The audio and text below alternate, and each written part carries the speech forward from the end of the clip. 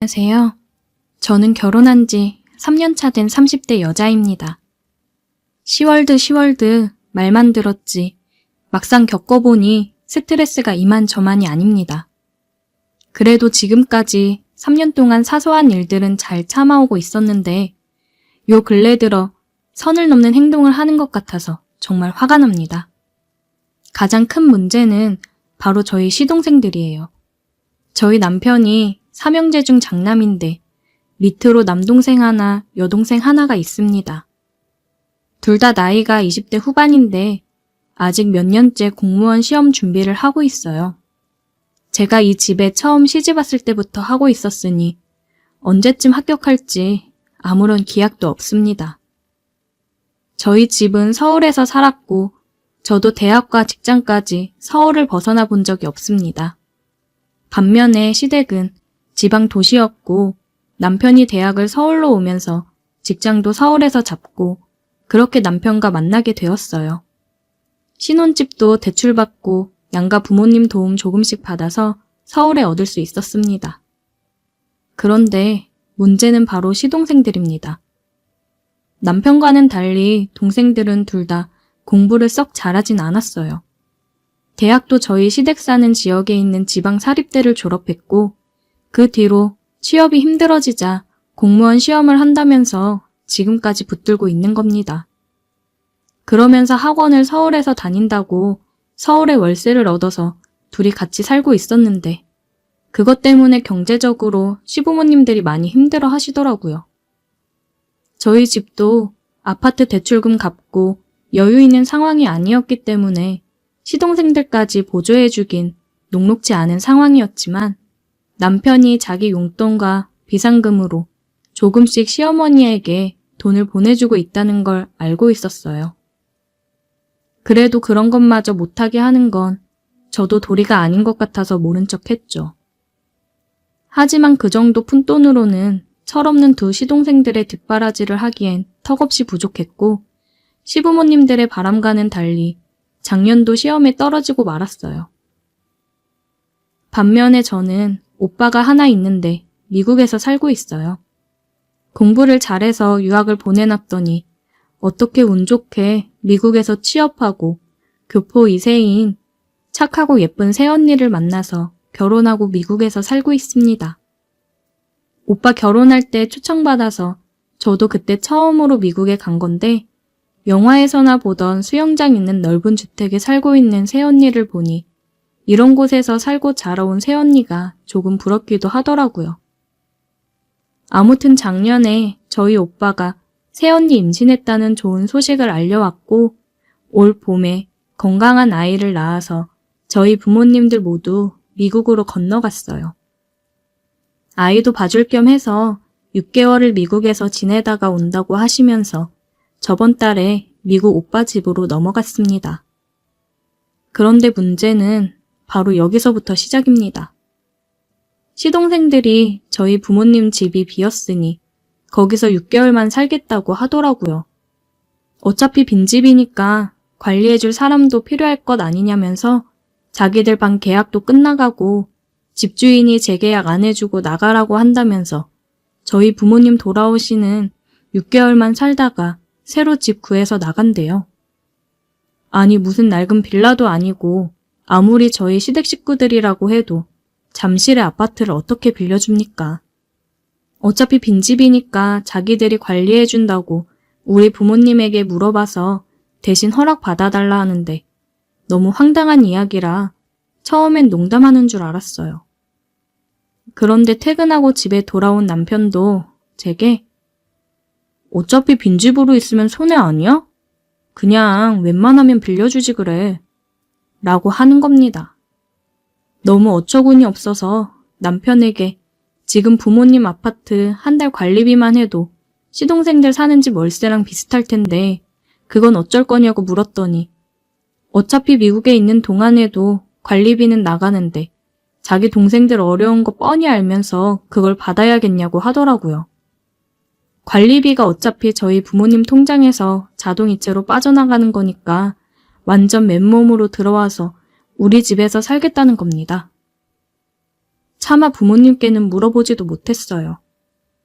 그 집에는 우리 엄마가 하나하나 모은 접시부터 엄마의 모든 살림이 있는데 아무리 시동생들이 아끼고 잘 쓴다고 한들 기분이 좋겠습니까?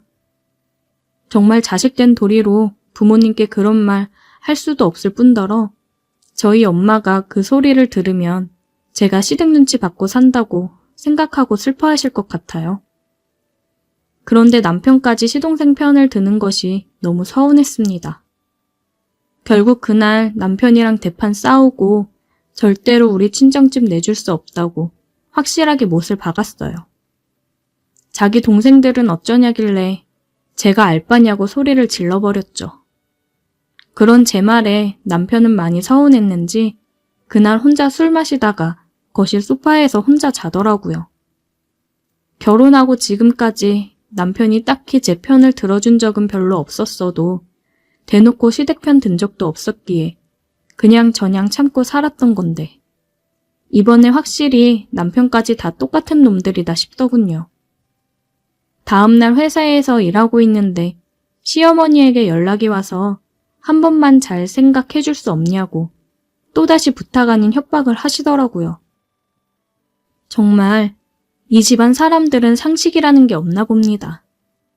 집 계약 끝나고 새 집 구할 때까지 며칠만 우리 두 부부의 집에서 머물게 해달라고 하는 것 정도는 이해할 수 있어요.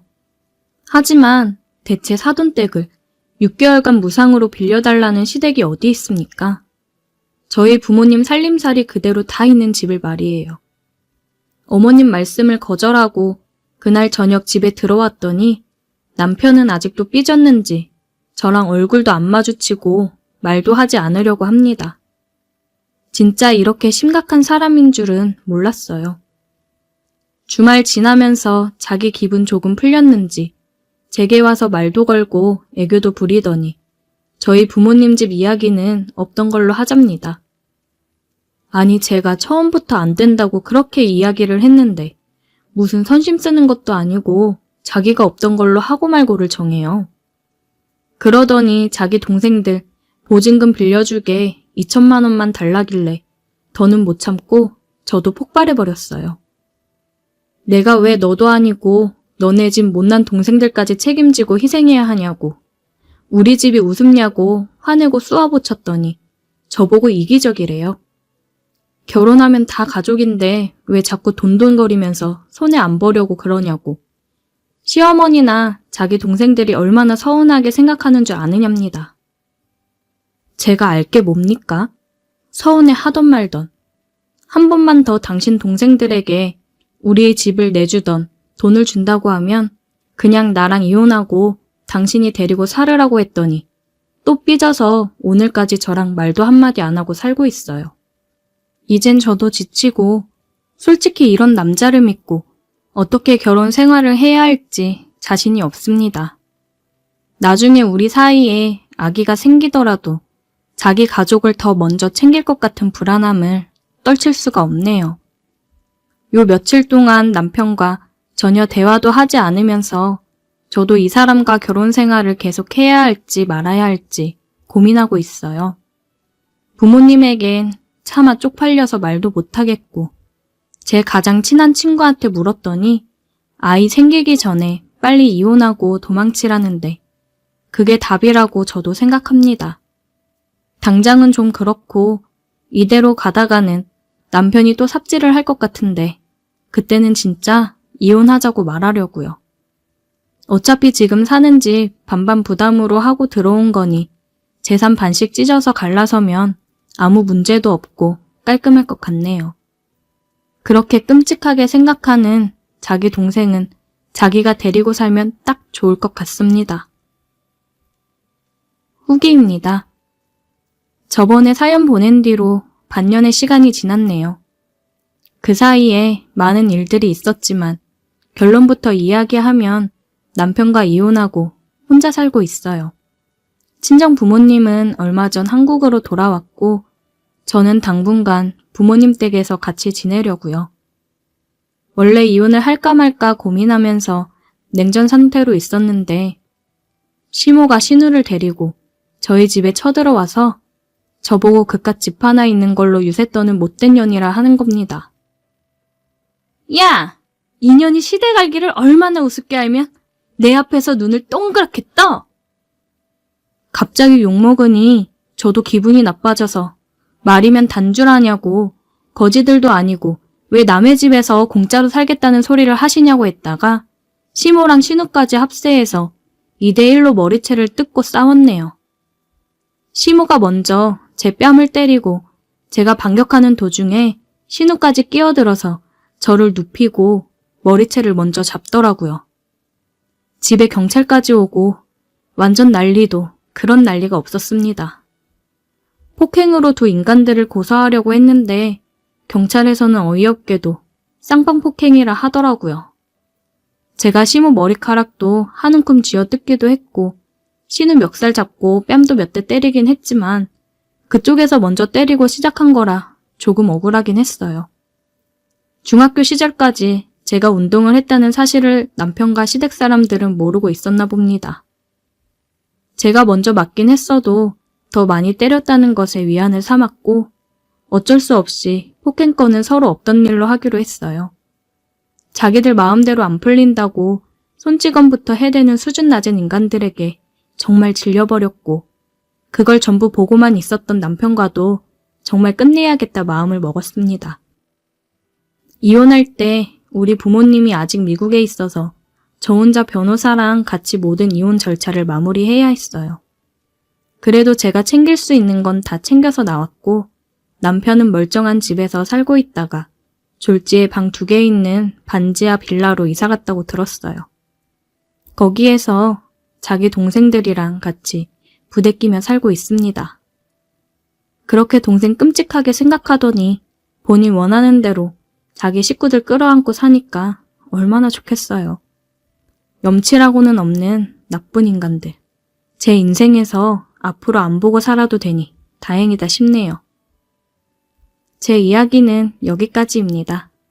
끝까지 사연 들어주셔서 정말 감사드려요. 오늘 제 이야기 들어주신 모든 분들 행복하시고 건강하시길 바랍니다.